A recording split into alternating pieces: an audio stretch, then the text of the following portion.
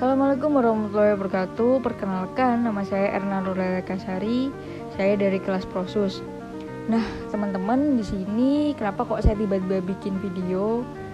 Karena di sini saya bakal melakukan penjelasan tentang psikologi abnormal.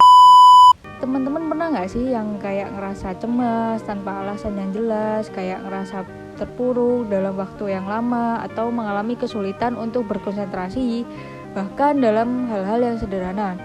Atau mungkin teman-teman pernah nih ngelihat orang sekitar teman-teman, keluarga, teman, atau rekan kerja yang mengalami perubahan perilaku drastis, menarik diri, atau tampak sangat berbeda dari biasanya. Nah, fenomena ini itu tidak selalu berarti ada gangguan mental, tapi biasanya sinyal-sinyal awal bahwa sesuatu yang tidak seimbang secara psikologis. Disinilah pentingnya kita memahami apa itu psikologi abnormal. Nah, psikologi abnormal itu adalah cabang ilmu psikologi yang secara khusus mempelajari pola-pola perilaku, pikiran, dan perasaan yang menyimpang dari norma atau dianggap tidak biasa, dan seringkali menyebabkan penderitaan atau disfungsi dalam kehidupan sehari-hari seseorang. Memahami psikologi abnormal itu bukan hanya penting bagi para psikolog atau tenaga kerja kesehatan mental, tapi juga penting banget bagi kita semua. Kenapa? Karena pengetahuan ini dapat membantu kita mengenali gejala-gejala gangguan mental sejak dini, mendorong empati, mencegah stigma yang masih sering melekat pada isu-isu kesehatan jiwa. Nah, dalam video ini kita akan bersama-sama mengeksploitasi lebih dalam dunia psikologi abnormal. Apa saja bentuk gangguannya, bagaimana gejalanya, dan bagaimana kita sebagai individu bisa lebih peka dan lebih peduli dalam kesehatan mental, baik pada diri sendiri maupun orang lain. Nah, teman-teman, untuk memahami psikologi abnormal ini, pertama kita perlu tahu apa yang dianggap anormal. Nah, dalam istilah psikologi, abnormal itu bukan berarti aneh atau salah secara moral, melainkan merujuk pada perilaku, pikiran, atau perasaan yang menyimpang sebagai norma dari sosial yang menyebabkan gangguan fungsi dalam kehidupan seseorang atau menimbulkan penderitaan psikologis yang signifikan. Nah, setelah aku menjelaskan itu, ternyata ada beberapa kriteria tahu yang bisa digunakan untuk menilai apakah suatu kondisi termasuk abnormal diantaranya. Yang pertama itu ada distress. Apakah kondisi itu menyebabkan penderitaan? Dan yang kedua ada dysfunction. Atau kalau aku sih nyebutnya gini, dysfunction. Nah, apakah kondisi itu mengganggu aktivitas sehari-hari? Dan yang ketiga itu ada danger, apakah membahayakan diri atau orang lain? Nah, kalau menurut aku itu ada beberapa kategori yang gangguan umum dalam psikologi abnormal. Untuk yang pertama yaitu gangguan kecemasan seperti fobia, gangguan panik, dan gangguan kecemasan yang menyeluruh atau biasa disebut dengan GAD. Penderitaannya mengalami rasa cemas yang berlebihan secara tidak rasional. Yang kedua yaitu gangguan mood, kayak contohnya nih depresi mayor atau bipolar. Gangguan ini berkaitan dengan perubahan suasana hati ekstrim yang memengaruhi fungsi hidup sehari-hari. Yang ketiga yaitu gangguan psikotik seperti skizofrenia. Nah, penderitaan ini bisa mengalami halusinasi, delusi, dan kesulitan membedakan antara realita dan imajinasi. Yang ketiga ini, yang keempat ya, mohon maaf ya. Yang keempat ini ada gangguan makan, trauma atau adiksi seperti kayak anoreksia nervosa, PTSD, atau juga serta ketergantungan alkohol atau obat-obatan. Teman-teman, di sini kita penting banget memahami bahwasannya gangguan-gangguan ini bisa diobati dan ditangani dengan pendekatan profesional seperti kayak terapi psikologis, medikasi, atau juga dukungan psikologis. Namun sayang banget nih, masih banyak orang-orang yang enggan mencari bantuan karena stigma dan rasa malu. Di sinilah peran kita sebagai masyarakat sangat penting untuk tidak menghakimi, melainkan membuka ruang dialog yang sehat dan mendukung satu sama lain. Teman-teman, tadi kan sudah jelaskan ya tentang psikologi abnormal itu apa. Di sini aku mau jelasin tentang penjelasan gangguan psikologis itu ada apa aja sih di sini. Nah, ada beberapa jenis gangguan psikologis yang sering kita temui dalam kehidupan sehari-hari. Masing-masing itu memiliki karakteristik dan gejala yang berbeda dan bisa juga berdampak serius pada kualitas hidup seseorang. Nah, yang pertama itu adalah gangguan kecemasan, yaitu anxiety disorder. Nah, ini termasuk fobia spesifik, gangguan panik, dan gangguan kecemasan sosial, serta gangguan kecemasan menyeluruh atau biasa disebut dengan GAD. Nah, individu yang mengalaminya itu sering banget cemas yang berlebihan, gelisah terus-menerus, bahkan bisa ngalamin serangan panik secara tiba-tiba. Nah, yang kedua ini adalah gangguan mood. Yang paling umum adalah depresi mayor, yang ditandai dengan perasaan sedih mendalam, kehilangan minat, dan kelelahan.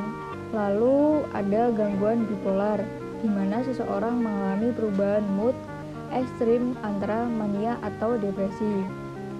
Yang ketiga itu ada gangguan psikotik seperti skizofrenia. Gangguan ini menyebabkan halusinasi, delusi, dan pemikiran yang kacau.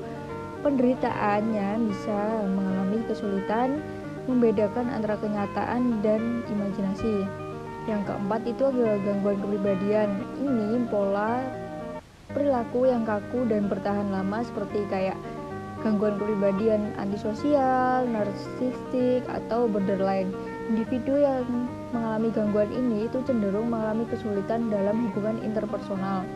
Yang kelima itu gangguan makan.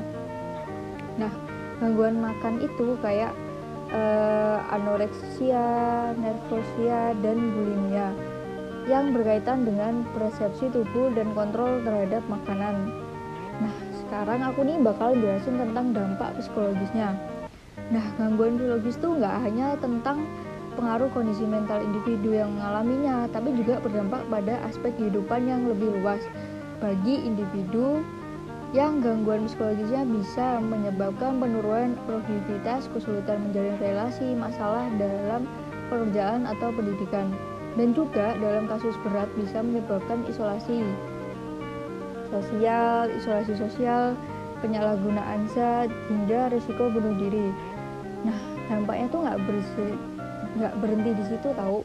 Nah, gangguan psikologi juga memberikan beban besar bagi keluarga, baik secara emosional maupun finansial.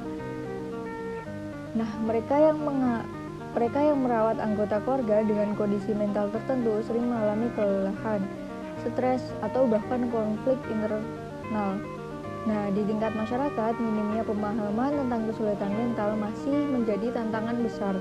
Stigma, diskriminasi, dan mitos-mitos keliru membuat banyak orang enggan mencari bantuan. Nah, karena itulah dukungan sosial dan edukasi sangatlah penting. Kita semua itu bisa berperan loh, mulai dari tidak menghakimi, memberi ruang untuk bicara, hingga mendorong mereka yang membutuhkan untuk mengakses layanan profesional. Ingat, kesehatan mental itu bukan hal yang tabu, tapi dengan kepedulian dengan pengetahuan, kita bisa membangun masyarakat yang lebih sehat serta psikologis. Nah, gini aku bakal jelasin tentang cara mengatasi gangguan psikologis. Terdapat berbagai cara untuk mengatasi gangguan psikologis. Setiap pendekatannya disesuaikan dengan jenis gangguan, tingkat keparahan, dan juga kondisi pribadi tiap individu. Salah satu metode utama adalah psikoterapi. Nah, psikoterapi itu apa sih? Nah, bentuk konseling profesional yang dilakukan oleh psikolog atau psikiater. Salah satu jenis yang paling umum dan efektif adalah terapi kognitif perilaku atau biasa dengan CBT, yang membantu individu mengidentifikasi pola pikir negatif dan juga mengubahnya menjadi respon yang lebih sehat dan konstruktif. Selain itu, terapi keluarga atau terapi kelompok juga sering digunakan, terutama jika gangguan yang dialami berakar dari hubungan interpersonal atau lingkungan sosial yang kompleks. Terapi ini juga membantu membangun mengkomunikasikan yang sehat dan memperbaiki dinamika dalam keluarga atau komunitas. Untuk beberapa kondisi tertentu seperti depresi berat, gangguan bipolar, atau skizofrenia. Penggunaan obat psikotropika seperti antidepresan atau antipsikotik atau penstabilan mood bisa sangat membantu dalam mengontrol gejala. Namun, obat-obatan ini harus menggunakan di bawah pengawasan dokter. Bisa dokter spesialis jiwa, psikiater, karena dosis yang efek sampingnya itu perlu diawasi dengan cermat. Nah, di samping ini tuh ada juga pendekatan holistik yang sangat penting. Ini mencakup perhatian, termasuk juga gaya hidup. Nah, gaya hidup seperti apa yang mempengaruhi itu? Nah, itu yang pertama yaitu ada pola makan yang sehat, olahraga teratur, tidur yang cukup, dukungan sosial atau spiritualitas atau mindfulness. Nah, yang terpenting itu adalah tidak malu atau takut untuk mencari bantuan profesional. Sama seperti kita ke dokter saat tubuh kita sakit. Kita juga berhak mencari pertolongan ketika jiwa kita sedang tidak baik-baik saja. Jangan tunggu sampai terlalu berat untuk didatangi sendirian. Nah, teman-teman, kesimpulannya dari apa yang aku ucapkan itu adalah kesehatan mental adalah bagian yang tidak terpisahkan dari kesehatan kita keseluruhan. Sama seperti tubuh yang bisa sakit, pikiran dan perasaan pun bisa mengalami kelelahan, luka, dan gangguan. Karena itu penting bagi kita semua untuk membangun kesadaran dan kepedulian terhadap isu kesehatan mental.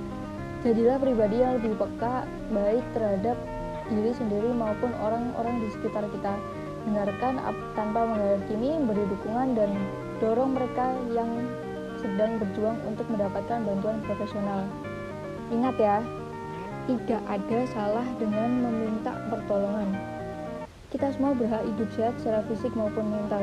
Mulailah dari hal kecil seperti jaga pola hidup sehat, kelola stres dengan bijak, dan juga jangan ragu untuk bicara jika kamu merasa kesulitan. Karena itu, sehat jiwa, kuat raga, utuh manusia. Terima kasih, saya Ernanur Kasari, pamit undur diri.